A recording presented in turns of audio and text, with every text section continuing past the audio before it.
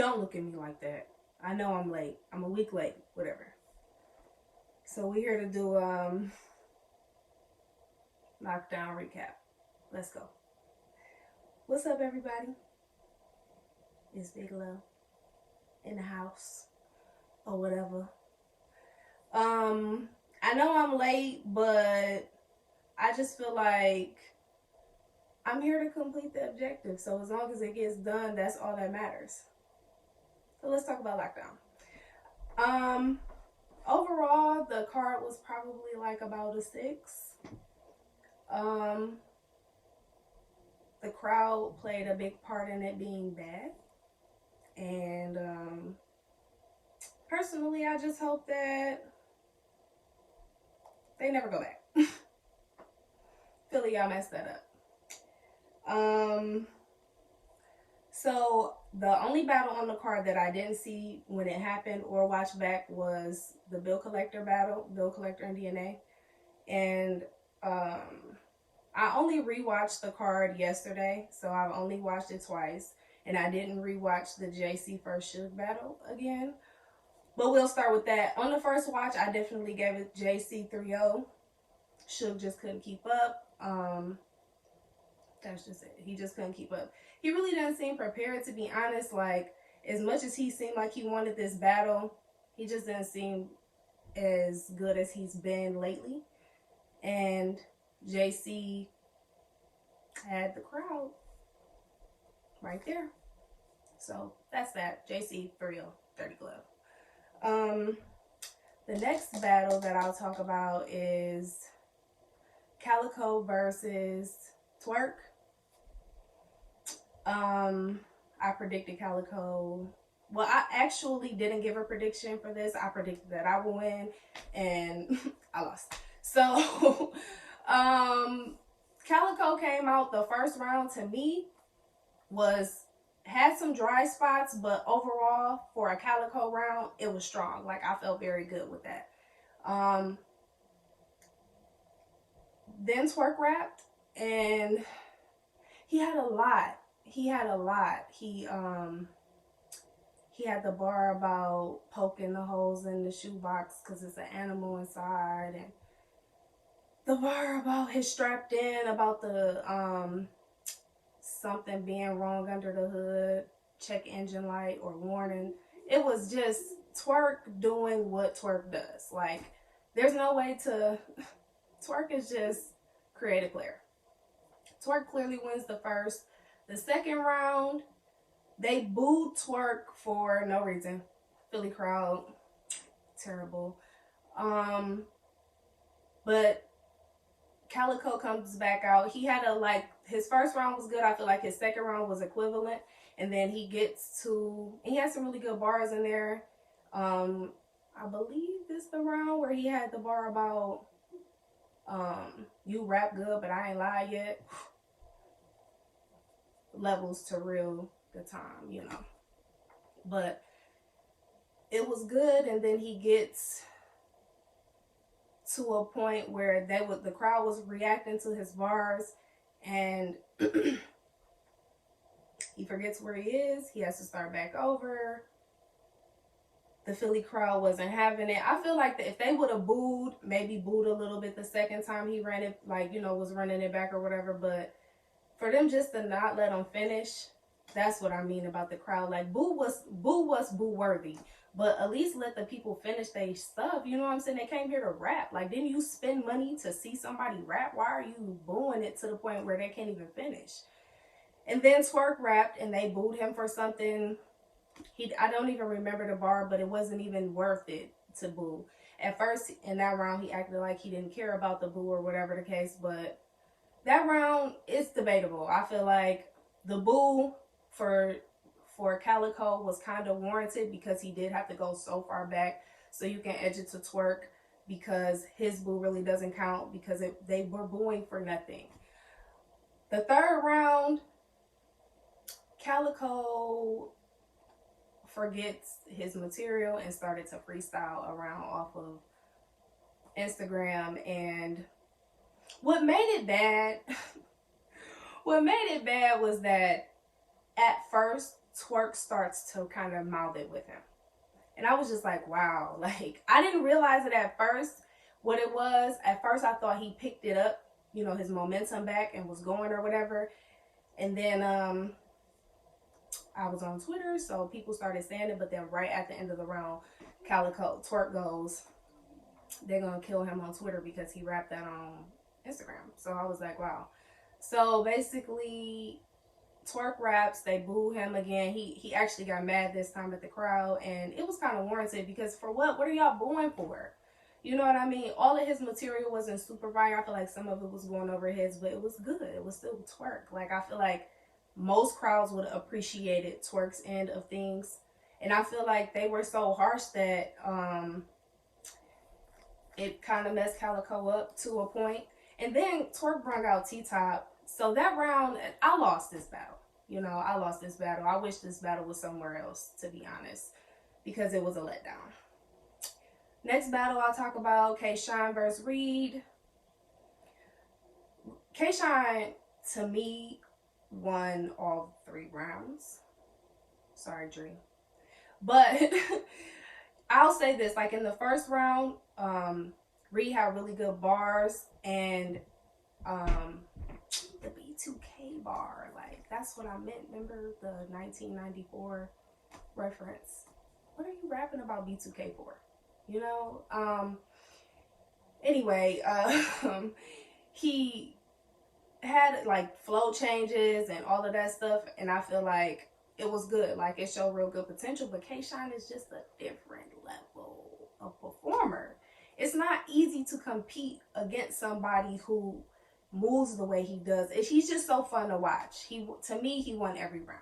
Like, and it's no takeaway from Reed, because I feel like he did good. I would actually like to see him again. He's not, to me, he's not like, it's not like, don't come back. It's just, you know, that's a big hill to climb. You can't just go in there rapping with K-Shine and think that, you know, to me, Reed did good at what he does. You know what I'm saying? But just against the type of force that K-Shine is, it didn't really do much. K-Shine 3-0. The next battle, let's talk about Cass and Ars. The entire battle was annoying. Like, the whole battle. To start off, it took them about 10 minutes just to get Cassidy's side of the stage behind the line. I hate when y'all make Uncle Smack screech his voice. Like, you know what I'm saying? Like, ugh.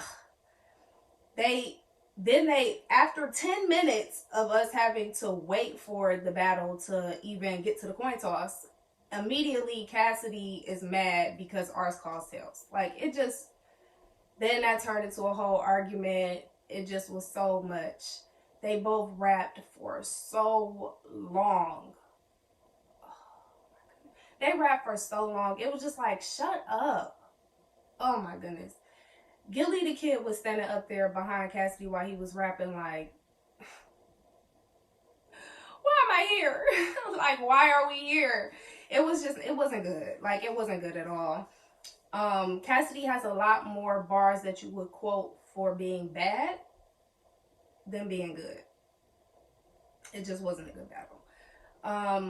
Well, I mean, the battle itself, like, Ars brung his Ars thing, but sometimes I don't be knowing what Ars be talking about all the time. Like, he was rapping for so long, I was just like, you been won the round. Like, you can stop.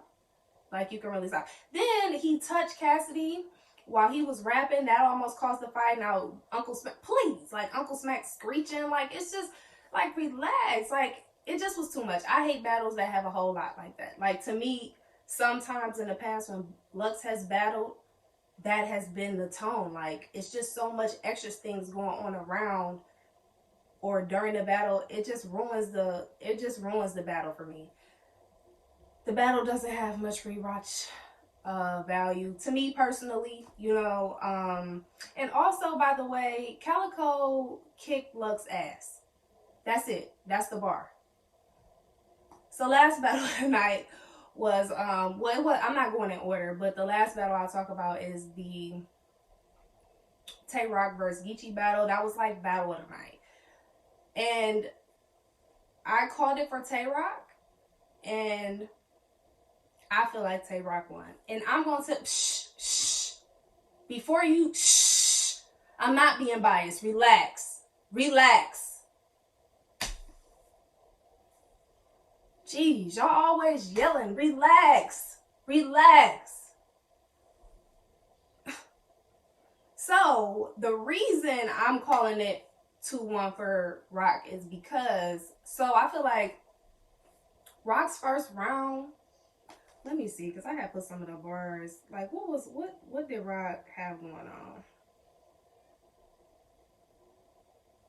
Give me a moment. Give me a moment.